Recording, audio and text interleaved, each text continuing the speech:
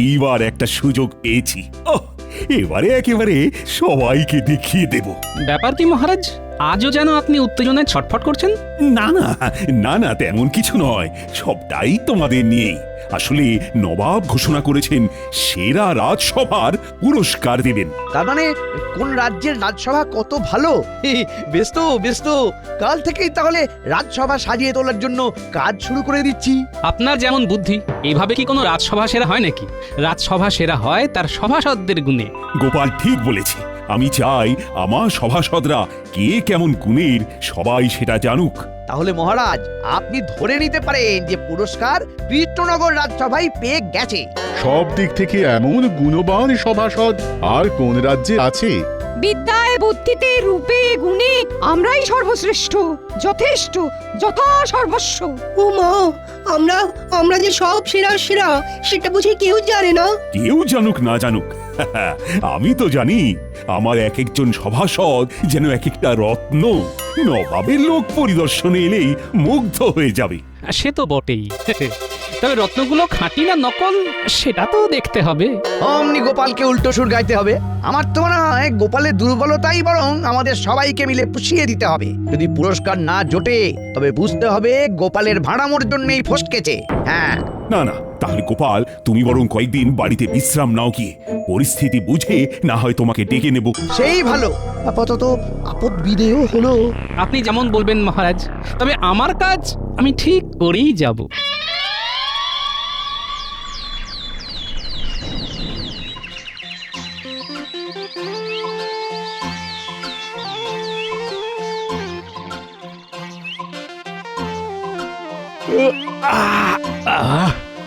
আজ একেবারে জমিয়ে ঘুম হয়েছে, শরীরটা কেমন তরতাজা লাগছে।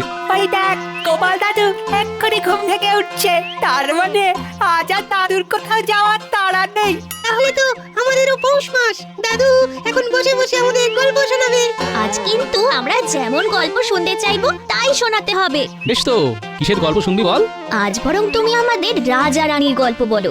দাঁড়া দাঁড়া দাঁড়া, তাহলে আমি বরং একটু জমিয়ে বসি। ব্যাস হয়ে গেল। আর ওনাকে নড়াই কে? মনে মনে যে ওনার কি আছে উনি জানেন।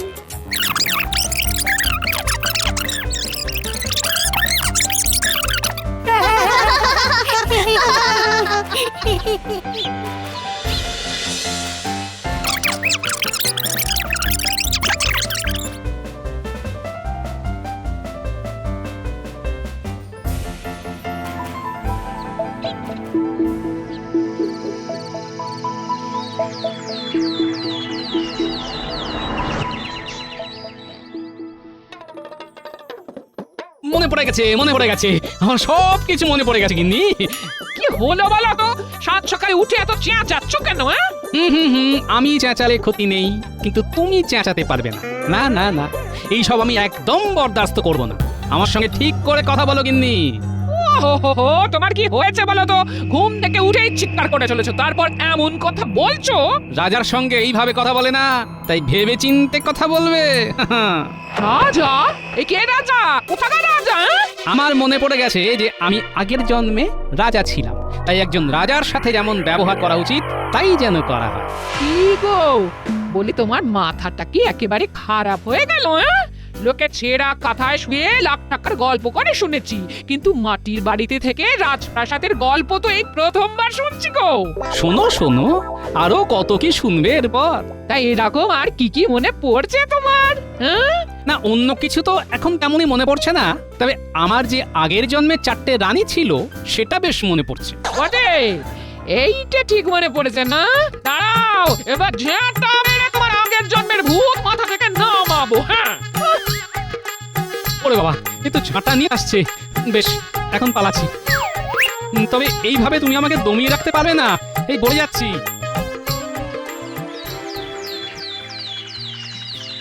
আর তো হাতে গোনা 7 দিন, তারপরেই তো নবাবের লোক রাজসভা পরিদর্শনে আসবে। এসেই একেবারে অবাক হয়ে যাবে। কিন্তু যাই বলো আর তাই বলো, গোপাল না থাকলে রাজসভাটা যেন কেমন ফাঁকা ফাঁকা লাগে। ওরকম টেরা বেকা লোকের থাকার চেয়ে রাজসভা ফাঁকা থাকা ভালো। কিন্তু সেটা তো আমি হতে দেব না। আমার মান সম্মান আমি নষ্ট হতে দেব না। এই তো গোপাল এসে গেছে, কিন্তু এটা কি? তাই তো, গোপাল কেমন পাগড়ি পরে গড়গড়িয়ে চলে এলো। হ্যাঁ, গোপাল বুঝি সেজেছে সং, কলে কলে দেখবো আর কত ঢং। বাবা বাবা, কিন্তু কি কারণ, কোন যুক্তিতে তুমি পাগড়ি পরিধান ঘোরাঘুরি করছং গোপাল? একবার সাহসখানা দেখো, মহারাজের সামনে পাগড়ি পরে চলে এলো। সবাই চুপ করো। তোমাদের সাহস হয় কি করে যে রাজাকে রেখে হাসাহাসি করো? নিজেকে রাজা বলছে, গোপালের কি মস্তিষ্ক বিকৃতি ঘটেছে? মহারাজ, রাজসভা থেকে ছুটি করে দিতেই গোপালের ঘিলু নড়ে গেছে। সবাই কি করছে না করছে, কি বলছে না বলছে, সব কিন্তু আমি দেখে রাখছি। কেউ ছাড় পাবে না। সে না হয় পরে হবে, এখন তুমি যখন এসেই পড়েছো তখন চুপটি করে নিজের জায়গায় গিয়ে বসো দেখি। কোন আসনে বসার কথা বলছেন আপনি? যে সে আসনে বসা কি আমার শোভা পায়? আমি যে আগের জন্মে রাজাধিরাজ নরোধিপতি গোপালচন্দ্র ছিলাম, সেটা যখন একবার মনে পড়ে গেছে, তখন সাধারণ আসন গ্রহণ করা তো আমার পক্ষে সম্ভব নয়। এইসব আবার গোপাল কি বলছে? না না, বাস্তবে কি গোপালের মাথায় কোনো সমস্যা দেখা দিয়েছে মনে হচ্ছে। শোনো গোপাল, শোনো, অনেকক্ষণ ধরে তোমার পাগলামো সহ্য করেছি আমরা। আর নয়, বসলে তোমাকে ওইখানেই বসতে হবে, না হলে রাজসভা ছাড়তে হবে। হ্যাঁ, রাজসভা ত্যাগ করবো তাও ভালো, তবু নিজের মর্যাদার সাথে আপোষ করব না।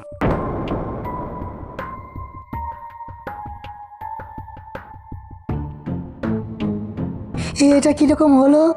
গোপাল তো সত্যি সত্যিই চলে গেল। এই সত্যি কোনো সমস্যা হলো নাকি?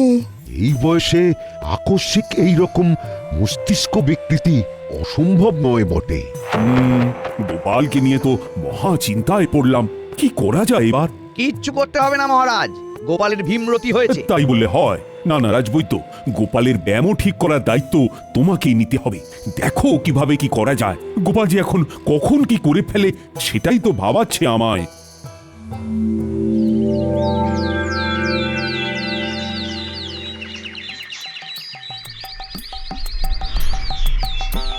এই তো গোপাল দাদু, তোমাকে কেমন রাজা রাজা লাগছে। আমাদের দাদু আগের জন্মে রাজা ছিল, ভাবলেই তো বুকটা গর্বে ভরে যাচ্ছে। রাজসভার সব সদস্যই হাজির আছে দেখছি। তাহলে রাজ্যের কোথায় কি হচ্ছে সেটা জেনে নিই এবার। গোটা রাজ্যের কথা বলতে পারবো না, তবে আমাদের গ্রামে সবাই জেনে গেছে যে তুমি আগের জন্মের রাজা ছিলে। তাই নাকি? হলেই তো ভালো। জানাজানি হলেই আমাকে নিয়ে টানাটানি হবে। এই লোকটাকে নিয়ে যে কি বিপদে পড়লাম আমি। সত্যি সত্যি রাজা ছিল কিনা কে জানে, তবে এখন তো দেখছি জাঁকিয়ে রাজা হয়ে বসেছে। হ্যাঁ, সত্যি মিথ্যে সব বোঝা যাবে। মহারাজ যখন আমাকে গোপালের চিকিৎসার ভার দিয়েছেন, তখন ফল তো পাওয়া যাবেই যাবে। এই তো বলতে না বলতেই টানাটানি শুরু হয়ে গেছে। ওই ওই দেখি গোপাল, দেখি চটপট এই পাঁচনটা খেয়ে নাও দেখি। সে তো খেতেই পারি, তবে তার আগে আমায় জানতে হবে এর মধ্যে আছেটা কি। আচ্ছা, ওই ঘৃত কুমারীর রসের সঙ্গে তুলসী, চিরতা, পাথরকুচি পাতা বেটে মিশিয়ে অল্প যষ্টি মধু আর দারচিনি গুঁড়ো দিয়ে পাচনটা বানানো হয়েছে তো? না মানে ওই সবগুলোই দিতে হতো বুঝি। আমার মাথার ব্যামো সারানোর জন্য যদি এসে থাকো, তবে আগে এইভাবে পাচন বানাও, তারপর আসবে। কেমন? ও মা, বলি রাজবৈদ্যকে এই যে বাড়ির রাস্তা দেখিয়ে দিচ্ছ। হ্যাঁ, এই রাজ্যে এইসব হচ্ছেটা কি? হ্যাঁ, এখনো কবিরাজি শাস্ত্র ঠিক মতো জানলো না আর চিকিৎসা করতে শুরু করে দিল। মহারাজকে বোকা পেয়ে বেশ চালিয়ে যাচ্ছে। হ্যাঁ, আমার রাজত্বে থাকলে এক্ষুনি রাজ্য থেকে সব কটাকে বের করে দিতাম। না না না না, গোপাল যাতে যাই হোক তাহলে কিন্তু ঠিক। জড়িবুটির নামগুলো মোটেই কিন্তু উল্টো পাল্টা বলেনি। তার মানে আমাকে চিকিৎসা শাস্ত্র নিয়ে আর একটু পড়াশোনা করতে হবে। ধরবার না করে ধরে ধরে পড়তে থাক। নর নরু নরা, নর নরু নরা।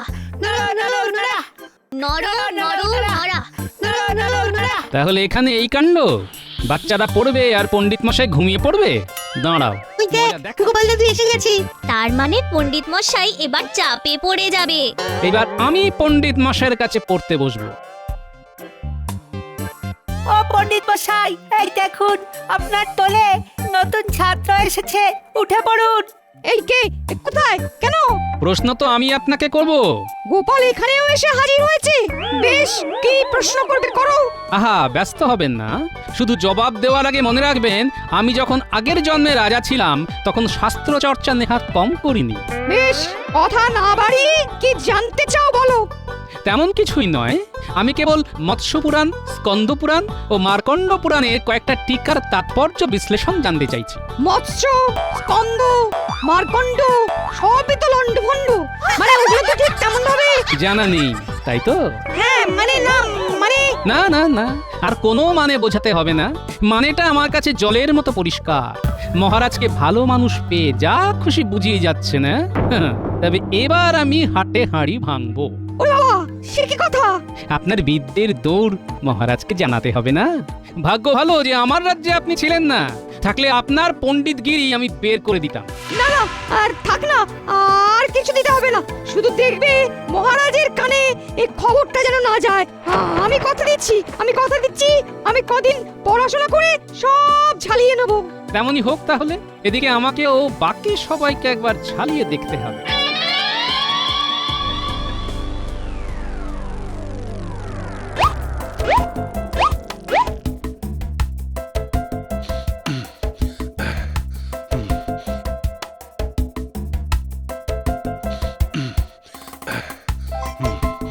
এইভাবে ঘাম ঝরিয়ে শরীরটাকে চনমনে রাখতে হবে। নিয়মিত কসরত করি বলেই আমার শরীরে এত তাকত। মুগুর নিয়ে তো গা গরম করতে শুরু করে দিলে, কিন্তু তাতে কাজের কাজ কিছু হচ্ছে কি? হচ্ছে বলেই তো করছি। এরপরে আবার লাঠি চালাবো। কিছুই হচ্ছে না। আগে তো ভালো করে মুগুর ধরাটা শিখতে হবে, তারপরে তো শরীর চর্চা। এই দেখো, এই ব্যাপারে আমাকে একদম জ্ঞান দিতে আসবে না। তা বলে চোখের সামনে ভুল করলে সেটাও তো মুখ বুজে সহ্য করা যায় না। আমার ঠিক ভুল অমনি তুমি ধরে ফেললে। শোনো, আগের জন্মে আমি যখন রাজা গোপালচন্দ্র ছিলাম তখন আমি ছিলাম অস্ত্রবিদ্যায় পারদর্শী, তাই আমাকে ফাঁকি দেওয়া সহজ নয়। গত জন্মের কথা হলেও আস্তে আস্তে আমার সব মনে পড়ছে, আর এটাও বুঝতে পারছি যে তুমি কিভাবে মহারাজকে বোকা বানাও। বোকা বানাচ্ছি? কই না তো। এইভাবে লাঠি ঘুরিয়ে ডান দিকে 100 বাঁ দিকে 100 জনকে শুইয়ে দেওয়া আমার কাছে কোনো ব্যাপারই নয়। দেখি কেমন এলেম আছে। না না, এবার তো মনে হচ্ছে গোপাল সত্যি আগের জন্মে কিছু একটা ছিল। মহারাজ যদি জানতে পারেন যে এরকম একজনের হাতে রাজ্যের নিরাপত্তার ভার, তাহলে তো উনি ভেঙে পড়বেন। এই মরেছে, তাহলে আমার কি হবে? না না গোপাল, তুমি এমন কিছু করো না। আমি না হয় বরং ওই তোমার কাছেই অস্ত্রবিদ্যা শিখবো। তাহলে হবে? হবে তো? না না, আমার কি অত সময় আছে? আগের জন্মের সঙ্গে সঙ্গে এই জন্মটাও সামলাতে হচ্ছে নাকি? তাই বলি কি, নিজের কাজটা নিজে মন দিয়ে করলেই হবে, শুধু লোক দেখিয়ে লাভ নেই, বুঝলে? বুঝে গেছি, এবার থেকে একেবারে নিয়ম মাফিক করছি। তার পাল্লায় পড়লাম রে বাবা। জয় মহারাজ গোপালচন্দ্রের জয়, জয় রানীমা জয়। আরে আরে, গ্রামবাসীরা যে দেখছি একেবারে বাড়িতে এসে হাজির হয়েছে। এই তুমি শুনলে? ওরা আমাকে রানীমা বলে ডাকছে গো। কানটা যে কি আরাম পাচ্ছে, কি আর বলবো। আমার তো এবার বেশ রাজা রাজা মনে হচ্ছে গিন্নি, কিন্তু এখন তো আমি আর রাজা নয়। সে নয় তো কি হয়েছে? ওরা যখন বলছে তখন বলতে দাও না। এই হলো মজা। যেই দেখলে সবাই বেশ তোয়াজ করছে অমনি একেবারে আহ্লাদে আটখানা হয়ে গেল। কিন্তু যা নয় তা তো হয় বলে চালিয়ে দেওয়া যায় না গিন্নি। আমাদের কি সৌভাগ্য, আমাদের রাজা আবার ফিরে এসেছে। আমাদের সব অভাব অভিযোগ রাজা দূর করে দেবেন। কিন্তু মহারাজ থাকতে গোপাল দাদাকে রাজা হিসেবে পাবো কি করে? আমার না হয় গত জন্মের কথা মনে পড়ছে, কিন্তু তোমাদের তো নয়। না না, তবে এবার আমাকেও তোমাদের বিশেষ পাঠ দিতে হবে।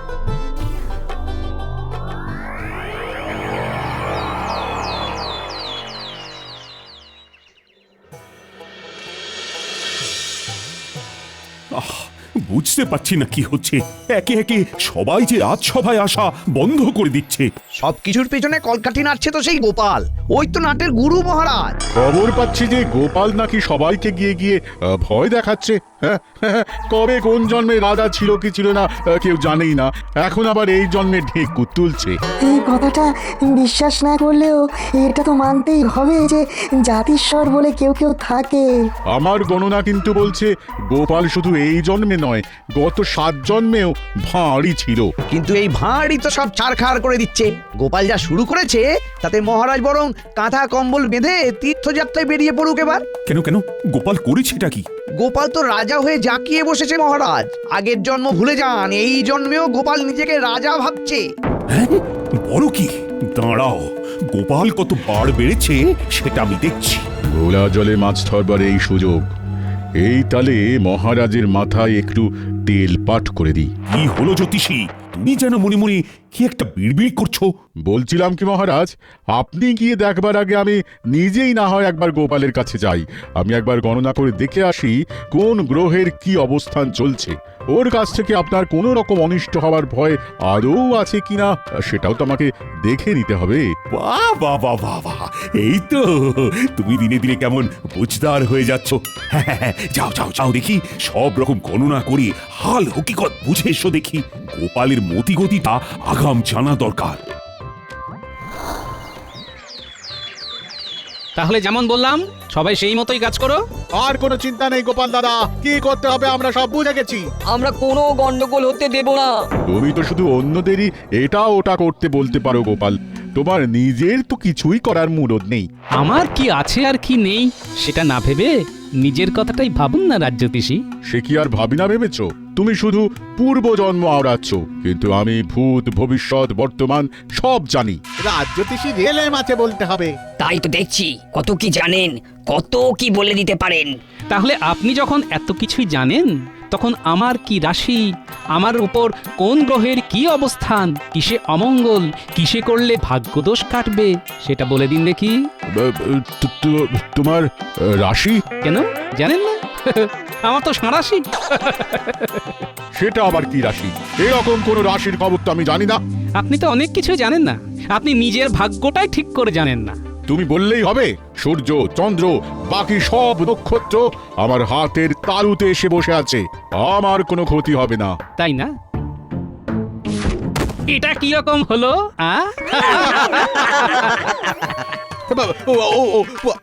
বাবা রে, গেলাম রে, সজোরে ধাক্কা মেরে দিল রে।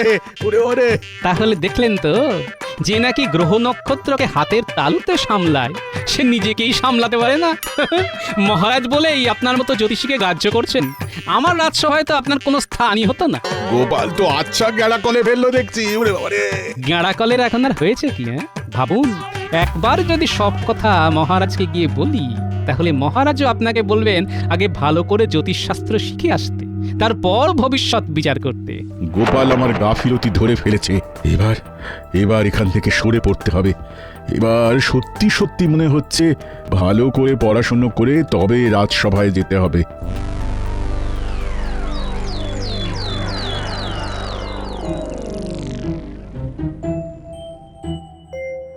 কই, এখনো তো রাজ্যতীষী এসে কোনো খবর দিল না। তবে কি গোপাল আরো বেশি রকম কোনো বাড়াবাড়ি করছে?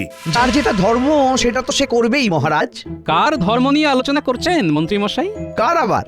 এখন তো সব আলোচনার মধ্যমণি তুমি গোপাল। কিন্তু মহারাজের মুখ দেখে তো মনে হচ্ছে মহারাজও যেন কি একটা ব্যাপারে উদ্বিগ্ন। তুমি যে বাড়াবাড়িটা করছো সেটা কিন্তু আর বরদাস্ত করা যাচ্ছে না গোপাল।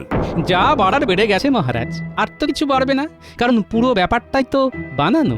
দেখেছেন মহারাজ, এবার বেগতিক দেখে নিজেই কেমন স্বীকার করে নিয়েছে। তার মানে তোমার পূর্বজন্মের ব্যাপারটা সম্পূর্ণ মিথ্যে? ঠিকই তাই, তবে যতটুকু যা করেছি সেটা মহারাজ আপনার রাজসভার মান বাড়ানোর জন্যই করেছি। কেমন ভাবে, কি মান বাড়ালে শুনি? সেটা তো যাদের মান বাড়লো তারাই বলবে, আমি আর নিজের মুখে কি বলবো মহারাজ। কই গো, এসো সবাই। গোপাল ঠিকই বলেছে মহারাজ। গোপাল ধরিয়ে দেওয়ার পরেই আমি অস্ত্র চালানোর কৌশল ভালো করে রপ্ত করতে পেরেছি। গোপালের জন্যই আমার শাস্ত্রপাঠ আরো সরগর হয়েছে মহারাজ। গোপাল কিন্তু আমারও ভুল আর দুর্বলতা ধরিয়ে দিয়েছে। গোপাল তো আমায় চোখে আঙুল দিয়ে দেখিয়ে দিয়েছে যে আমাকেও নিজেকে শুধরে নিতে হবে। গোপাল তুমি সবার উপরে কি এমন জাদু করেছো বলো তো যে সবাই এইভাবে তোমার গুণগান করতে শুরু করলো? আমি তো কিছুই করিনি মন্ত্রীমশাই। আমি কেবল আমার পূর্বজন্মে রাজা হওয়ার গল্প বলে একজন রাজা তার সভাসদদের মধ্যে কি ধরনের যোগ্যতা আশা করে তাই ধরিয়ে দিতে চেয়েছি। হ্যাঁ, এইভাবে তো ব্যাপারটা ভাবিনি। আমি তো এইসবের বিন্দু বিসর্গও জানতাম না। এবার নবাবের লোক এসে রাজসভার সভাসদদের মান যাচাই করলেও দেখবেন মহারাজ, আপনার মাথা উঁচুই থাকবে। সবই না হয় বুঝলাম, কিন্তু শুনলাম নাকি আমি থাকতেও প্রজাদের সামনে তুমি রাজা হয়ে জাঁকিয়ে বসেছো। না, এটা তো মেনে নেওয়া যায় না। তাহলে প্রজারাই জানাক মহারাজ, আমি জাঁকিয়ে বসে তাদের মাথায় কোন পোকা ঢুকিয়েছি। কই গেলে কোথায় সব? এসো।